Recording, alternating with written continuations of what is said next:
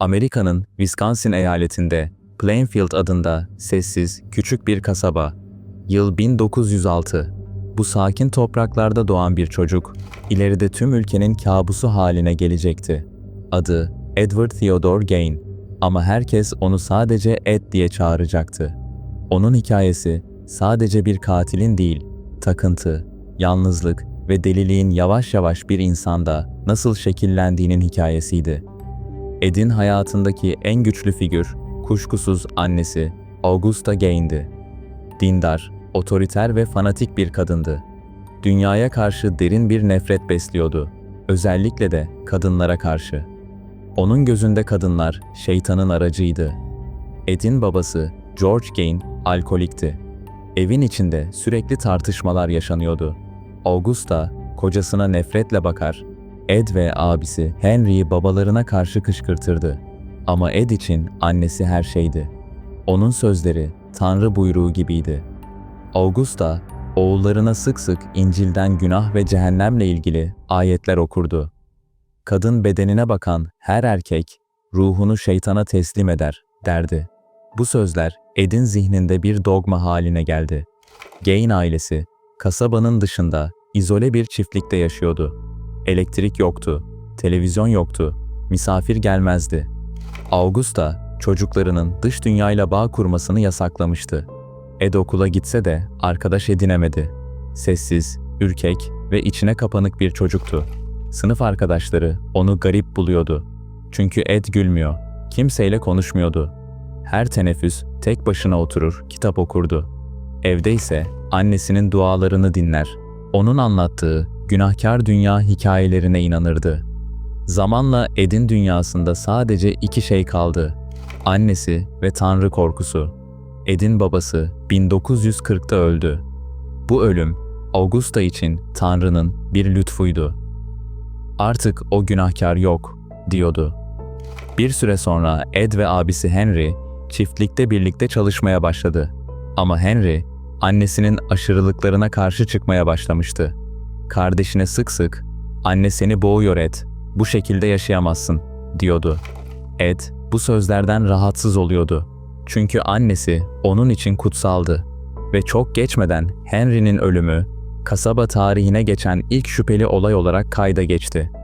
1944'te, çiftlikte çıkan küçük bir yangın sırasında Henry hayatını kaybetti. Olayın ayrıntıları tuhaftı. Yangın söndürüldükten sonra Henry'nin cesedi bulundu. Vücudunda yanık izleri çok azdı. Ama kafasında sert bir darbe izi vardı. Ed, polise kardeşini nasıl bulduğunu anlattığında gayet sakindi. "Onu hemen fark ettim," dedi. Ancak olay yerine giden polis memurları, Ed'in kardeşini bulduğu yeri sanki önceden biliyormuş gibi davrandığını fark etti. Kasıtlı bir suç kanıtı bulunamadı. Ama herkesin aklında aynı soru kaldı. Henry gerçekten yangında mı öldü, yoksa Ed tarafından mı susturuldu? Henry'nin ölümünden bir yıl sonra Augusta felç geçirdi. Artık yürüyemiyor. Ed'e tamamen bağımlıydı. Ed, annesine taparcasına bakmaya başladı. Ona yemek hazırlıyor, her dediğini yapıyordu. Ama Augusta'nın sağlık durumu kötüleşti. 1945'te öldüğünde Ed'in dünyası tamamen yıkıldı.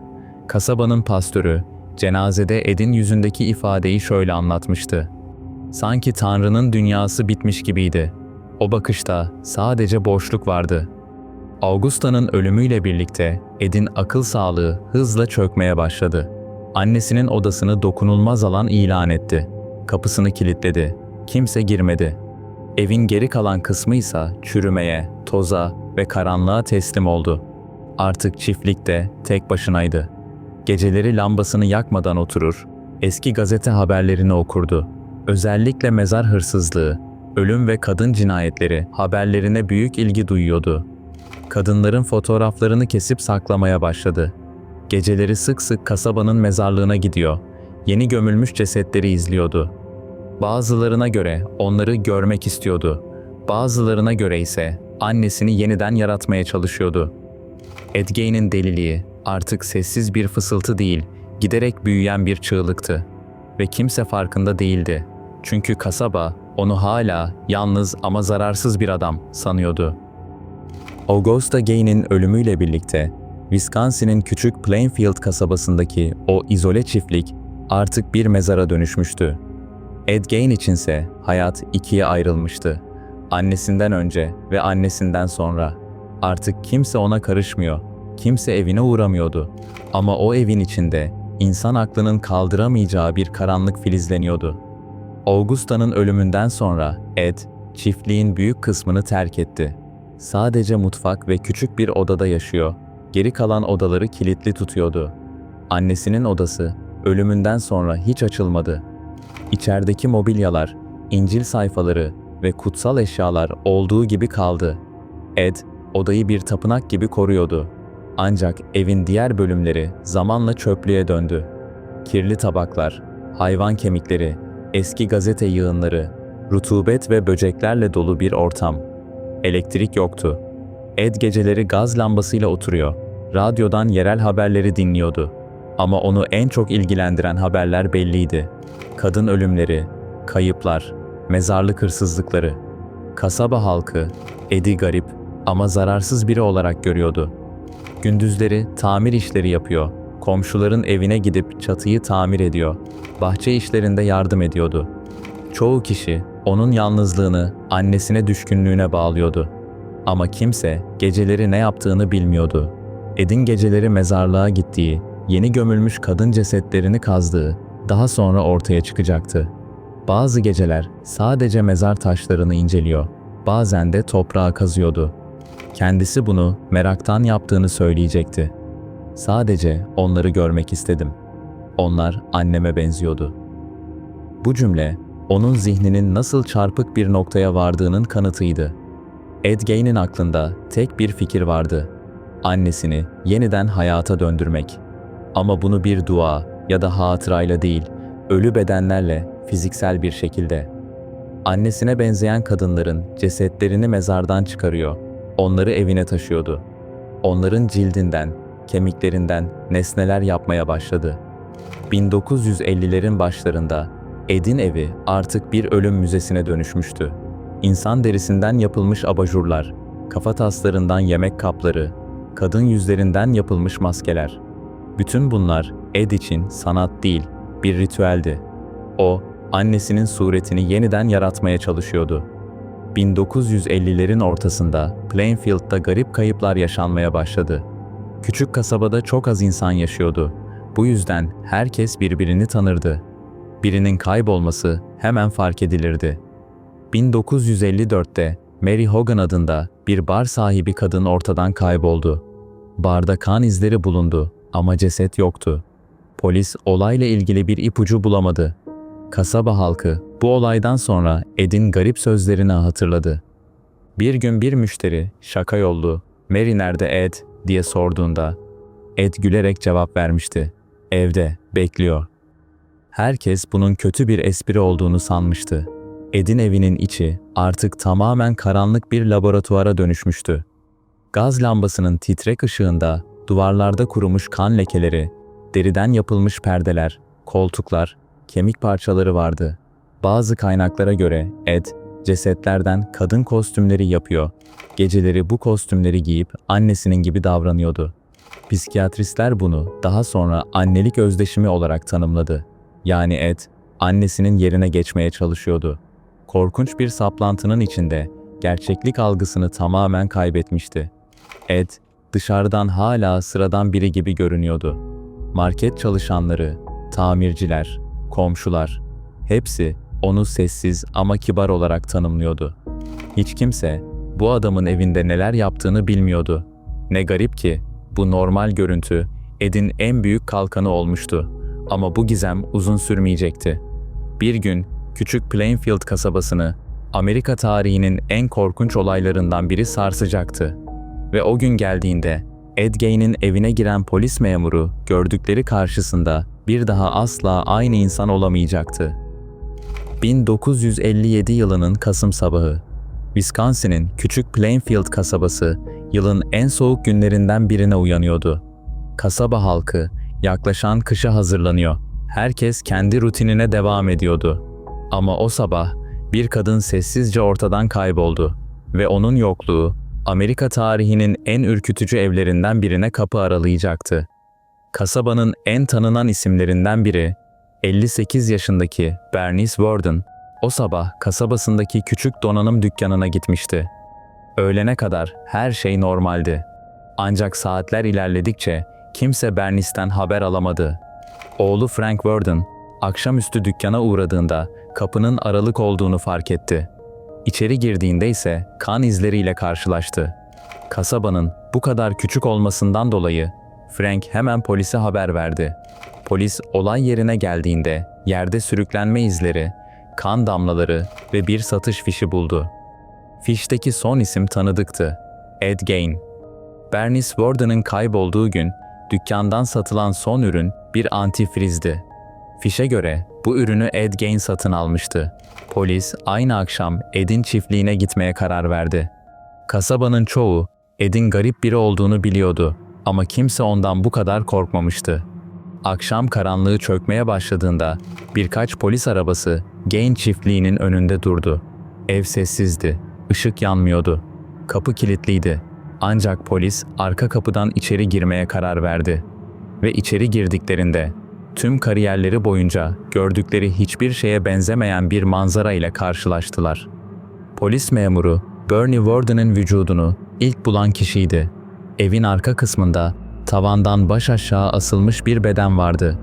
Kadının kafası kesilmiş, iç organları çıkarılmıştı. Bu sanki bir kasap dükkanıydı ama bir insan bedeniyle. Polisler evin geri kalanını aradıkça dehşet büyüyordu.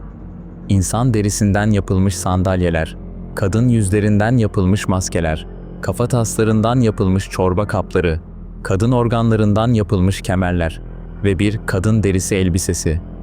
Evin içinde nereye baksalar, ölümle işlenmiş bir el işi buluyorlardı. Polis, evde Bernice Worden'ın kesik kafasını buldu. Kafası mutfakta bir çividen sarkıyordu. Bununla birlikte kayıp kadın, Mary Hogan'ın yüzü de bir kase içinde bulundu. Artık kasabanın yıllardır süren kaybolma gizemleri çözülüyordu. Katil onların aralarındaydı ve o kişi Ed Gein'di. Polisler evi ararken Ed Gein'i bulamadı. Ancak birkaç saat sonra komşu bir çiftlikte saklanırken yakalandı. Yorgun, sessiz ve ifadesizdi. Polis ona Bernice Worden'ı sorunca sadece tek bir şey söyledi. "Onu evimde buldunuz mu?" Bu cümle Ed Gein'in suçunu itiraf ettiği an olarak tarihe geçti. Polis merkezinde Ed Gein'e sorular soruldukça söyledikleri akıl almaz bir hal aldı. İlk başta cinayetleri reddetti. Sonra yavaş yavaş konuşmaya başladı. Sadece 2 kişiyi öldürdüğünü kabul etti. Mary Hogan ve Bernice Worden. Ama asıl korkunç olan mezar soygularını anlattığı kısımdı. Ed, annesine benzeyen kadınların mezarlarını açtığını, cesetleri eve getirdiğini, onlardan nesneler yaptığını itiraf etti. "Onları öldürmedim, sadece ödünç aldım," diyordu. Polis memurları onun soğukkanlılığı karşısında dona kaldı. Sanki yaptığı şeylerin normal olduğuna inanıyordu. Sorgu sırasında psikiyatristler de devreye girdi. Ed'in açıklamaları, şizofreni ve ağır psikotik bozukluk belirtileri gösteriyordu. Gerçeklikle hayal arasındaki çizgiyi tamamen kaybetmişti. Bazı geceler annesiyle konuştuğunu söylüyordu. Ona göre annesi hala evdeydi. Sadece farklı bir biçimde. Plainfield kasabası küçük bir yerdi. Bu tür bir dehşet orada hiç yaşanmamıştı. Polislerin gördüklerini anlatması bile günler sürdü. Çünkü kimse inanmak istemiyordu. Gazeteler ertesi gün manşet attı. "Ölüm evi bulundu. Ed Gein'in kabusu." Köylüler onun evinin önünden geçmeye bile korkuyordu. Bazıları evin yakılmasını istedi ve bir süre sonra gerçekten de o ev gizemli bir yangında kül oldu. 1957'nin son günlerinde Amerika, Ed Gein adını ilk kez duyduğunda ülke genelinde tek bir his hakimdi: korku. Basın onun evinden çıkanları cehennemden fırlamış bir kabus olarak tanımlıyordu. Ama korkunç detaylar ortaya çıktıkça bu sadece bir katilin değil, akıl sağlığını yitirmiş bir adamın hikayesi olduğu da anlaşılıyordu. Ed Gein, tutuklandıktan sonra sorgu boyunca neredeyse hiç tepki vermedi. Polis memurları Evinden çıkan insan derisi objeleri, kafa taslarını, maskeleri tek tek gösterirken bile yüzü ifadesizdi. Bir dedektifin ifadesine göre, ona insan derisinden yapılmış abajuru gösterdiğimde bana sanki el işi sergiliyormuşum gibi baktı. Ed, hiçbir şeyden pişmanlık duymuyor gibiydi. Sadece sakin bir sesle açıklamalar yapıyordu. "Ben kimseye zarar vermek istemedim," diyordu. "Annem çok yalnızdı. Ben sadece onu yeniden hissetmek istedim." Bu sözler, soruşturmayı yürüten psikologlar için kritik bir dönüm noktasıydı. Çünkü Ed'in yaptıkları bir nefret ya da öfke eyleminden çok, ağır bir zihinsel çöküşün ürünüydü. Tutuklanmasından kısa süre sonra, Ed Gein'in akıl sağlığı değerlendirmesi için Central State Hospital adlı bir akıl hastanesine sevk edilmesine karar verildi. Burada yapılan ilk testlerde, Ed'in ciddi anlamda şizofrenik semptomlar gösterdiği ortaya çıktı. Gerçek ve hayal arasındaki sınır tamamen yok olmuştu. Doktorlar onun zihnini analiz ettikçe korkunç bir tablo belirdi. Annesine karşı aşırı bağımlılık, kadınlara karşı derin bir nefret, ölümle erotik bir bağ kurma eğilimi, kendisini yarı kadın, yarı anne gibi hissetme dürtüsü. Psikiyatristler bu durumu cinsel kimlik parçalanması olarak tanımladı. Ed'in kadın derilerinden yaptığı beden elbiseleri, annesinin yerine geçme arzusunu simgeliyordu. Basın, Ed Gein'in hikayesini büyüttükçe büyüttü. Gazeteler onu Wisconsin'in kasabı, ölüm evi adamı, gerçek Frankenstein gibi başlıklarla duyuruyordu. Gazeteciler onun çiftliğini görmek için kasabaya akın etti. Ama ev kısa süre sonra gizemli bir şekilde yandı. Yangının kundaklama olduğu düşünülse de kimse suçlanmadı. Kasaba halkı derin bir nefes aldı. Kimileri "şeytanın evi artık yok oldu," dedi. Ama Ed hala hayattaydı ve anlatacak çok şeyi vardı. 1958'de başlayan dava kısa sürdü. Savcılık, Ed Gein'i 2 cinayetten suçladı. Mary Hogan ve Bernice Worden. Ancak psikiyatristlerin raporları onun akli dengesi yerinde olmadığı yönündeydi. Mahkeme Ed Gein'i akıl hastası ilan etti. Cezasını normal bir hapishanede değil, akıl hastanesinde çekecekti. Bu karar toplumda büyük tartışma yarattı. Kimi insanlar, "Bu adam ceza değil, infaz edilmeyi hak ediyor," derken, kimi insanlar da, "Bu delilik, kötülüğün değil, hastalığın sonucu," diyordu. Ed Gein, 1958'den ölümüne kadar Central State Hospital ve daha sonra Mendota Mental Health Institute adlı kurumlarda tedavi altında kaldı. Yıllar geçtikçe Ed Gein'in zihni daha da çöktü. Zaman kavramını kaybetti.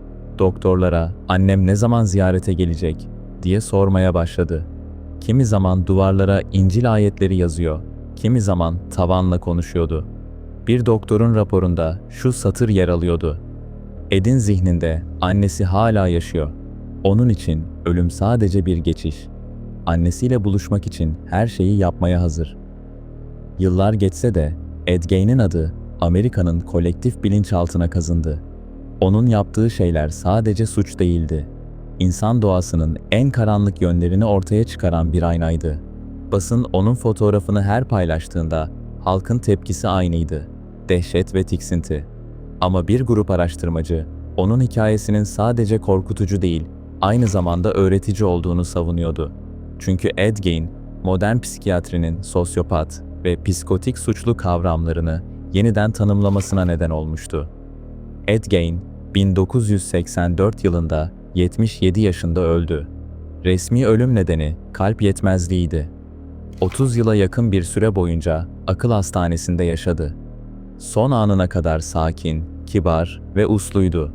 Onu tanıyan hemşirelerden biri, ölmeden önce söylediği son cümleyi aktarmıştı: "Annemin yanına gidiyorum." O gün bir dönem kapanmıştı. Ama Ed Gein'in hikayesi orada bitmedi. Çünkü onun adı sinemanın en karanlık karakterlerine ilham olacaktı. Ed Gein, 1957'de tutuklandığında Amerika bir şok yaşadı. Ama kimse onun işlediği suçların sadece dönemin gazetelerinde kalmayıp yeni bir korku çağının temelini atacağını tahmin edememişti. Çünkü Ed Gein yalnızca bir katil değil, bir efsaneye, bir simgeye dönüşecekti. Texas katliamı efsanesi 1974 yılında sinemalarda gösterime giren The Texas Chainsaw Massacre izleyicileri dehşete düşürdü. Film, kırsal bir bölgede yaşayan sapkın bir ailenin gençleri yakalayıp parçaladığı bir hikayeyi anlatıyordu. Leatherface adlı karakter, yüzüne insan derisinden yapılmış bir maske takıyor, kurbanlarını elektrikli testereyle öldürüyordu. Bu karakterin doğrudan esin kaynağı kimdi, biliyor musunuz? Ed Gein. Film Texas'ta geçiyordu ama hikayenin kökleri Wisconsin'in karanlık tarlalarındaydı. Yönetmen Tobe Hooper, Ed Gein'in suçlarını duyduğunda "Bu kadar korkunç bir şeyi kimse uyduramaz." demişti. O yüzden Texas katliamı bir kurgu değil, gerçek bir kabusun yansımasıydı. Ed Gein'in işlediği suçlar, Amerika'nın savaş sonrası masumiyet dönemini sona erdirdi. 1950'lerin temiz, huzurlu kasaba imajı, onun evinden çıkan kanlı objelerle yerle bir oldu. Gazeteler artık canavarların sadece karanlık sokaklarda değil, komşu evlerin arkasında da yaşadığını yazıyordu. Bu, modern korku edebiyatı ve sinemasının temelini attı. Gerçek korku aslında her zaman yanımızdadır.